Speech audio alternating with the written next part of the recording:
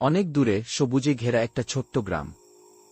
সেখানে ছিল মাটির ঘর, খেলার মাঠ আর দুষ্টু মিষ্টি বাচ্চারা। ওরা লাঠি আর বল নিয়ে খেলত, না ছিল ফোন না ওয়েফে। একদিন খেলার মাঠে কাদার মধ্যে কিছু একটা চকচক করছিল। ছোট্ট রোহান বলল, ওইটা কি? তুলে দেখে একটা চকচকে ঘড়ি। কিন্তু ঘড়িটা ছিল খুব অদ্ভুত। ওটা নিজেই জ্বল করছিল। হঠাৎ ঘড়ির স্ক্রিনে ভেসে উঠল এক ছোট্ট রাজপুত্র। সে বলল, আমি রাজপুত্র রায়ান। এক খারাপ জাদুকর আমাকে ঘড়ির মধ্যে বন্দী করেছে। রোহান আর তার বোমশর্য চমকে উঠল। রায়ান বলল, আমাকে মুক্ত করতে হলে তোমাদের একটা অ্যাডভেঞ্চারে যেতে হবে, দয়া করে আমাকে সাহায্য করো। রাতের বেলা গাছের নিচে বসে রোহান আর সূর্য ম্যাপ খুলে প্ল্যান করল।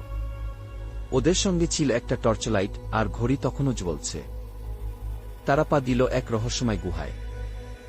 ওইখানে ছিল উজ্জ্বল পাথর, উড়ন্ত অক্ষর আর জাদুময় আলো। রোহনের পা এক পাথরে পড়তেই শুরু হল ঘর ঘর আওয়াজ। সবকিছু নড়েচড়ে উঠল। গুহার গভীরে ছিল একটা সিংহাসন।